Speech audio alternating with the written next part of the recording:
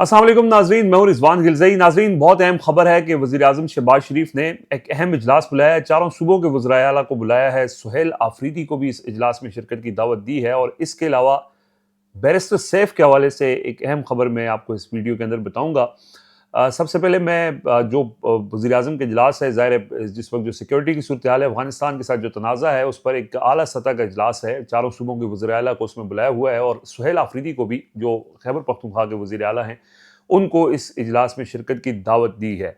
सुहेल आफरीदी के हवाले से आज उन्होंने ज़ाहिर गुज़श्ता दिन इमरान खान से मुलाकात उनकी नहीं करवाई गई। वज़ीर आज़म को उन्होंने राब्ता भी किया, उन्होंने यकीन दहानी भी करवाई कि पूछ के बताता हूँ, नहीं हुई मुलाकात। तो एक चीज़ उनकी तरफ से जो जुनैद अकबर ने ऐलान किया था कि अगर इमरान खान से वज़ीर आला सुहेल आफरीदी की मुलाकात नहीं करवाई जाती तो वफाक के साथ सूबा तावन नहीं करेगा। तो क्या इस बयान के बाद, ये स्टेटमेंट के बाद, अब इस अहम तरीन इजलास के अंदर सुहेल आफरीदी शिरकत करेंगे या नहीं, इस हवाले से मुशावरत जारी है।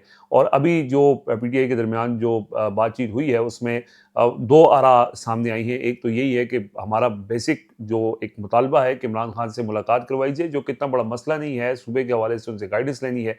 वफाक अगर वो नहीं, वो मुलाकात करने में संजीदा नहीं है, करवाने में, तो फिर हमें भी उनके साथ ताउन नहीं करना चाहिए और इस इजलास में शिरकत नहीं करनी चाहिए। दूसरा मौक़िफ़ ये सामने आया है कि सुहेल आफरीदी को उसमें जाना चाहिए और जो इमरान खान जो बात कर रहे हैं अफगानिस्तान के हवाले से, वो उस फोरम पर वो मुकदमा पेश करें, इमरान खान की बात जाके रिपीट करें और अपना मौक़िफ़ रखें, खैबर पख्तूनख्वा के लोगों का मौक़िफ़ रखें। और ज़ाहिर है सुहेल आफरीदी को तब्दील करके इसीलिए लेके आए हैं कि वो इस हवाले से जो अफ़गान तनाज़ा है, जो खैबर पख्तूनख्वा में अमन व अमान के क़याम का मामला है, उसमें वो एक मौसर किरदार अदा करें हर उस फोरम के ऊपर जहाँ पे पॉलिसी बनाई जाती है।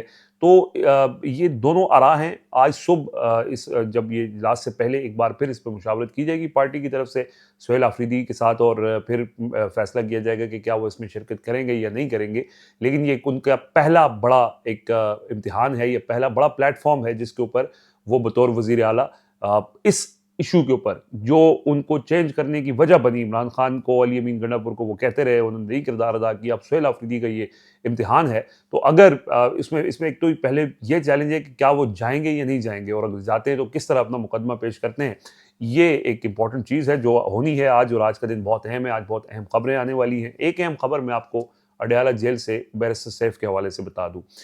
कुछ खबरें सामने आई पहले कि इमरान खान ने कहा है कि खैबर पख्तूनख्वा में जो सुहेल आफरीदी की काबीना होगी उसके अंदर मुज़म्मिल असलम लाजमी शामिल होंगे। फिर ये खबर भी सामने आई कि उसके अंदर बैरिस्टर सैफ भी दो वज़रा इमरान खान की मर्जी के होंगे, बाकी जो है वो वज़ीर आला सुहेल आफरीदी अपनी टीम खुद मुंतखब करेंगे। इस हवाले से अडयाला जेल में जो इमरान खान के बहुत करीब तरीन और पार्टी की अहम पोजीशन पर बैठे एक शख्सियत ने ये कहा है कि ऐसी कोई बात अभी तक अडयाला जेल के अंदर नहीं हुई है कि मुज़म्मिल असलम के हवाले से भी और बैरिस्टर सैफ के हवाले से कि उनको लाजमी काबीना में रखना है। और इस हवाले से इमरान खान ने कह दिया है कि सुहेल आफरीदी खुद अपनी टीम सेलेक्ट करेंगे। मैं उनसे पूछूंगा, जो पिछली वीडियो के अंदर हमने डिस्कस भी किया था, लेकिन ये कंफर्म उन्होंने अपनी पार्टी के लोगों को आगे ये बात बताई है कि ऐसी कोई गुफ्तगू इमरान खान ने किसी दौरान भी नहीं की है और ये सिर्फ खबरें चलवाई जाती हैं। और इस हवाले से ख़ास तौर पे जो बैरिस्टर सैफ का मामला है, उनको मशीरे वो उस सिस्टम के अंदर तो इस वजह से हो सकते हैं कि अफगानिस्तान के ऊपर ज़ाहिर उनका जो एक उन्होंने 2 पीएचडीज़ कर रखी हैं और अफगानिस्तान के मामले पे उनका मौक़िफ़ और इमरान खान का मौक़िफ़ सेम है। इस बुनियाद पे वो इस इशू में कहीं न कहीं किसी पोज़ीशन पे तो हो सकते हैं, लेकिन काबीना में बतौर मुशीर इत्तलात उनको जिस तरह फैसला किया गया, खबरें चलवाई गई कि शायद उनको वहाँ पे लगाया जाएगा, ऐसी कोई चीज़ नहीं है। ये कैटेगोरिकली उन्होंने आके पार्टी को बताया है और डिनाई किया है इस बात को। लेकिन क्योंकि मुशीर इत्तलात के लिए शौकत यूसुफ़ज़ई का नाम भी ज़ेर गौर है और भी कुछ नाम हैं जिनके ऊपर बातचीत हो रही है, लेकिन बैरिस्टर सैफ को रखना है और लाज़मी रखना है, ऐसी कोई बात मौजूद नहीं है। तो ये एक कन्फर्म खबर है और अहम शख्सियत जो इमरान खान की बड़ी क्लोज़ और पार्टी के ओहदे के ऊपर हैं, और जो इमरान खान से मुलाकातें भी की हैं पिछले 2-3 दिनों में, तो उन्होंने इस चीज़ को कन्फर्म किया है। अच्छा, अब जो जो बैरिस्टर सैफ हैं, ज़ाहिर है उनका अफ़गानिस्तान के हवाले से एक एक्सपीरियंस तो है, वो खुद भी इसमें ये इस उनके एस्टेब्लिशमेंट के साथ ताल्लुकात और जिस तरह का किरदार उनका है रवाबित का, उसके लिए उनको ज़रूरी नहीं है कि वो मुशीर इत्तलात ही होंगे तो फिर मुलाकात कर सकेंगे। वो किसी भी वक़्त कभी भी मुलाकात कर सकते हैं, ये उनका अपना एक पर्सनल मामला है।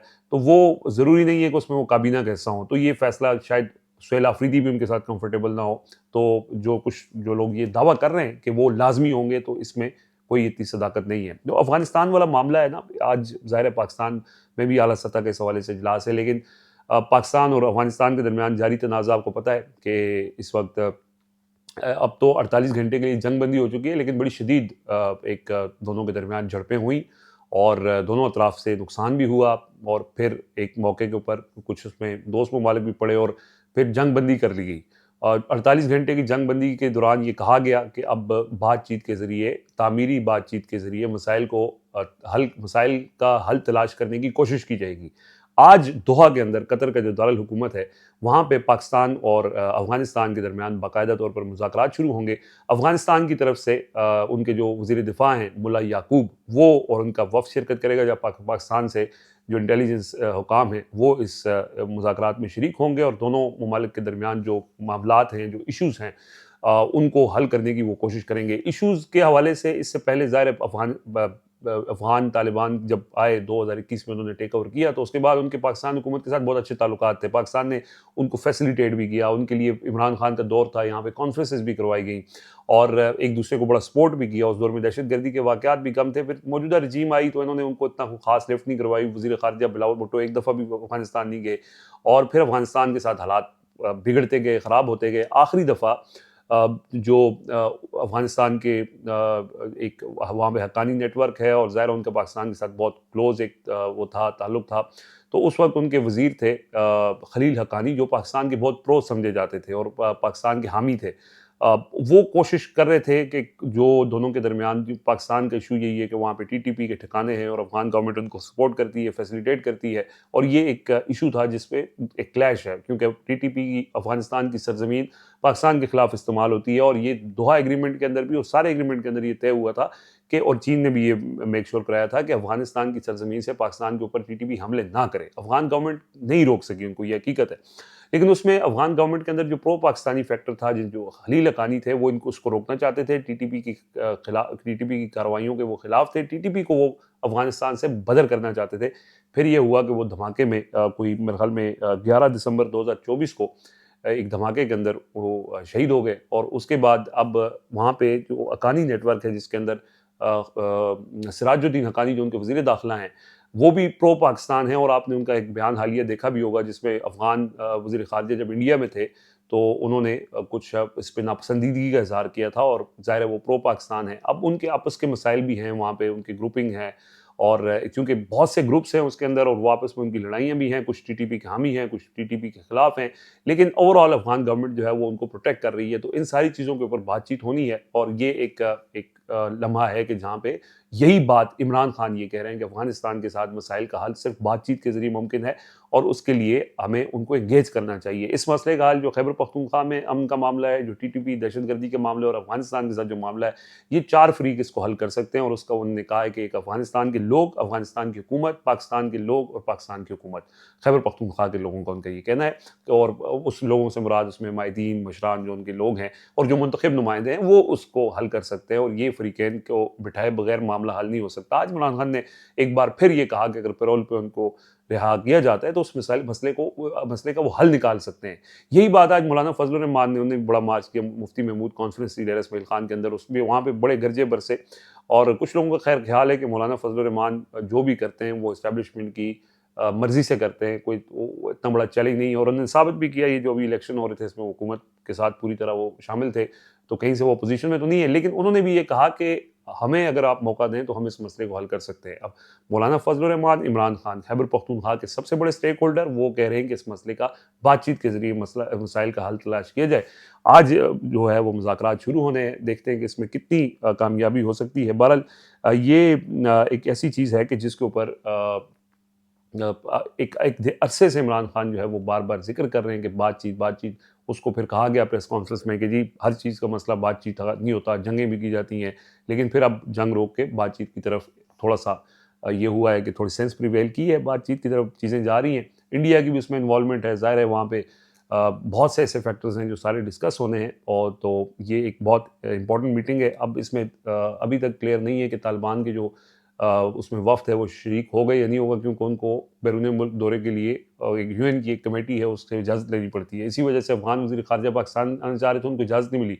इंडिया जाने की उनको इजाज़त मिल गई और वहाँ उनका जो दौरा था वो ज़ाहिर है उसमें बहुत सारी चीज़ें हुई हैं। अच्छा, एक बड़ी इंपॉर्टेंट चीज़ नाज़रीन, जो सानिया मुरीद के हुआ उसके हवाले से बहुत सी इत्तलात चीज़ें ऐसी आ रही थी, कुछ इन्फॉर्मेशन, मिस इन्फॉर्मेशन, डिसइन्फॉर्मेशन। हुकूमत ने इस हवाले से कोई इन्फॉर्मेशन नहीं दी। आज कुछ वज़रा ने, मोहसिन नकवी ने, तारड़ ने और वज़ीर मज़हबी उमूर सरदार यूसुफ ने एक प्रेस कॉन्फ्रेंस की और उसके अंदर उन्होंने कहा कि जी हम एक सड़क क्लियर कराने के लिए ऑपरेशन किया और उसमें जो लोग हमें फायरिंग कर रहे थे वो मतलब उन्होंने आंखों में धूल झोंकने की कोशिश की। लेकिन हुआ ये कि शाहिद खकान अब्बासी जो साबिक वज़ीर आज़म पाकिस्तान हैं, उन्होंने एक टीवी प्रोग्राम के अंदर बैठ के ये कहा कि उनके हल्के के एक टीएलपी के कारकुन हैं, उनकी वहाँ पे शहादत हुई मुरीद के अंदर, और फिर उनकी डेड बॉडी को लाहौर ले जाया गया और अब उनके वरसा को उनकी लाश नहीं दी जा रही और ये कहा जा रहा है कि आप गारंटी दें कि आप इसके ऊपर कोई एफआईआर नहीं करेंगे, कोई कार्रवाई नहीं करेंगे और इस मामले के ऊपर खामोशी इख्तियार करेंगे, तब आपको लाश जो है वो मिल सकती है।